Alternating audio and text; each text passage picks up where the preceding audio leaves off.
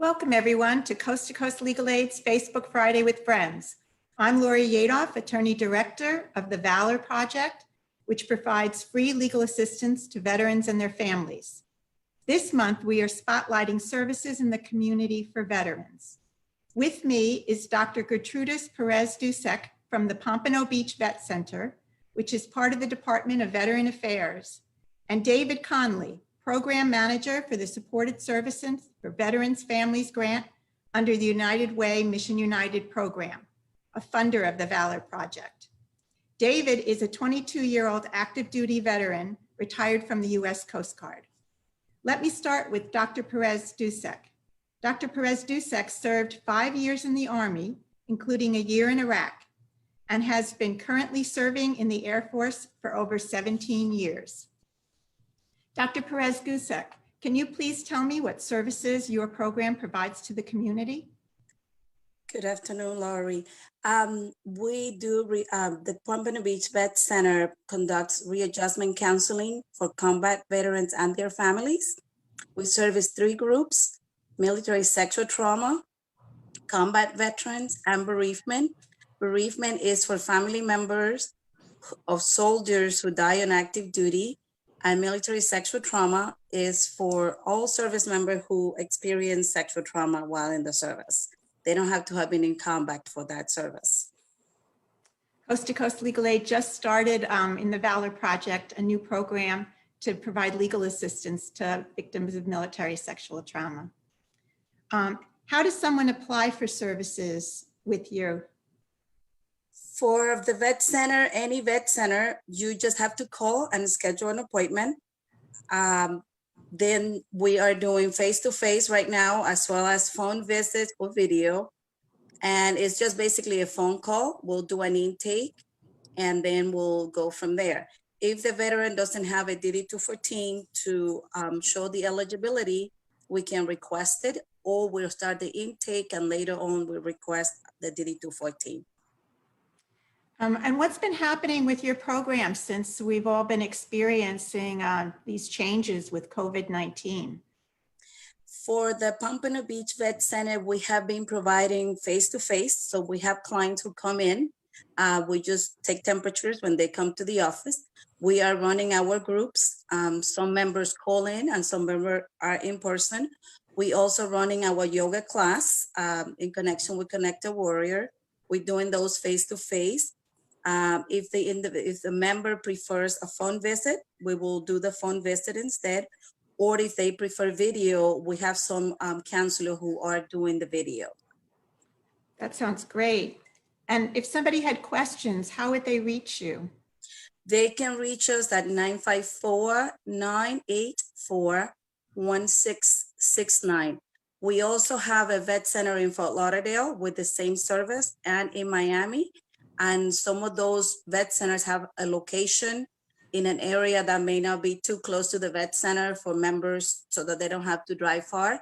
So the best thing will be to call the vet center, find out, and then we can provide all the information. They either call the Pompano Beach Vet Center, or they can Google the Miami Vet Center or the Fort Lauderdale Vet Center. And the Fort Lauderdale Vet Center is in Oakland Park, and Miami is in Doral.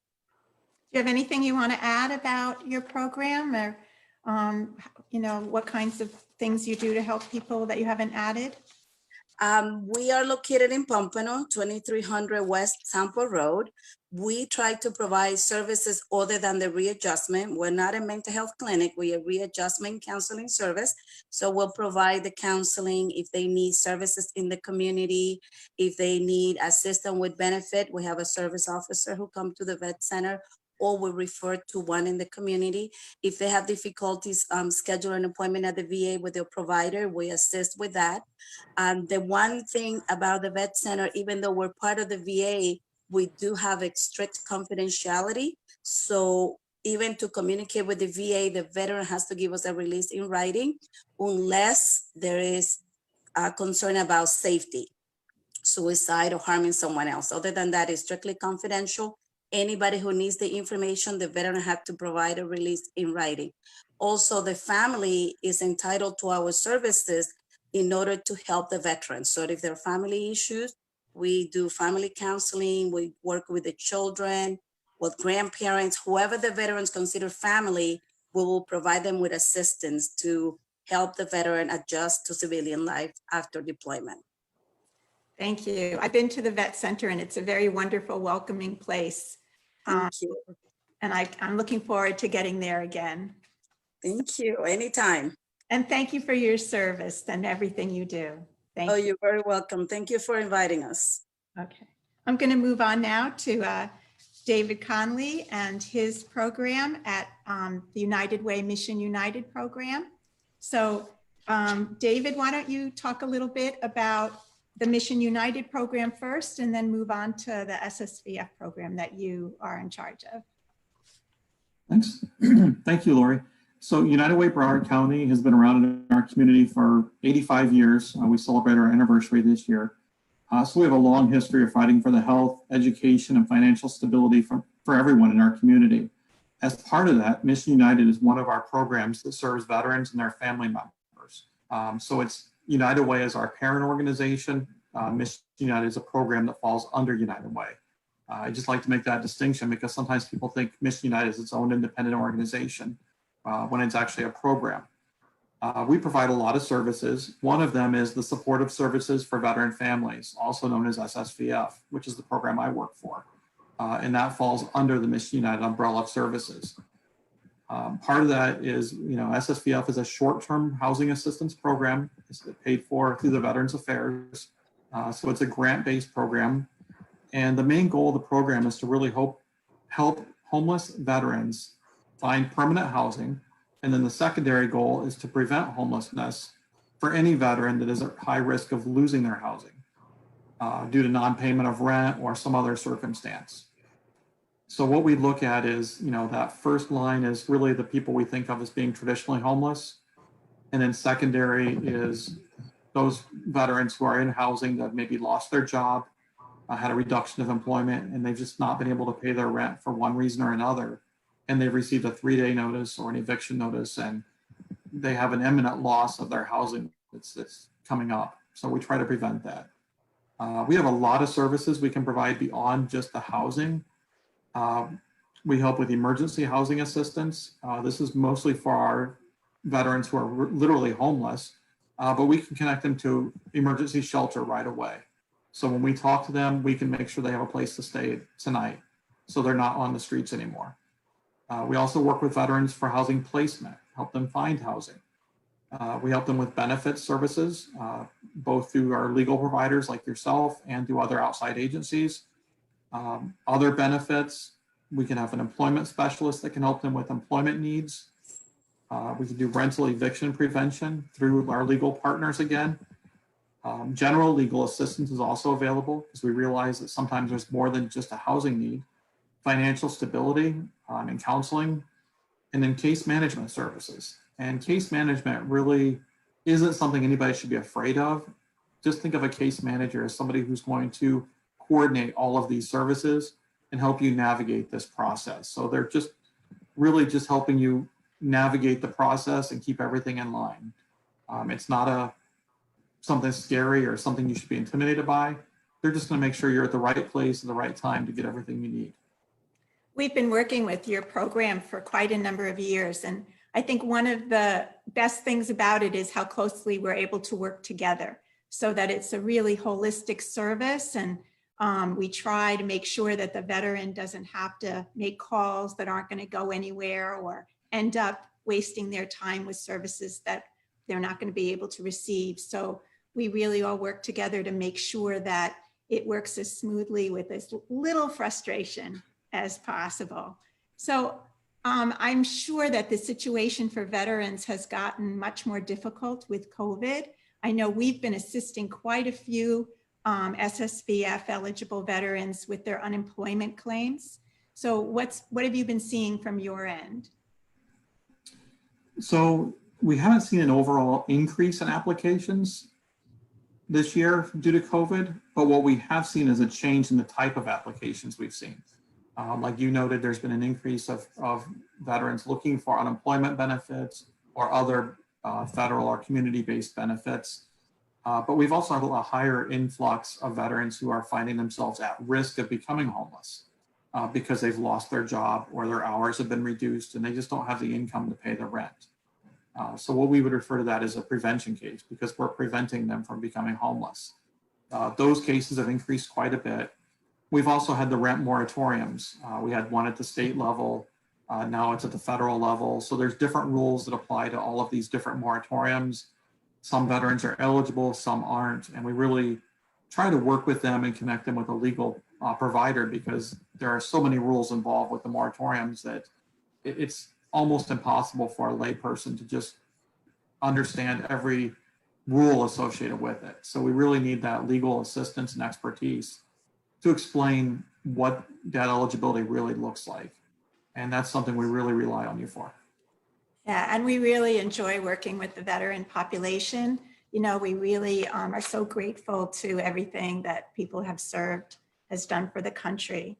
Can you talk a little bit about, I know you have some activities and events coming up for the holiday season, which is going to be so difficult on all of us. And I'm sure even more difficult for people who are struggling financially or have difficulty with their housing and, you know, may not be able to enjoy the holidays as usual. Sure. One event we do have coming up, we do an annual Thanksgiving meal event. This year, that event will take place on Wednesday, November 25th from 4 to 6 p.m. And it will be held at our office in Fort Lauderdale, which is located at 1300 South Andrews Avenue. That's the United Way building.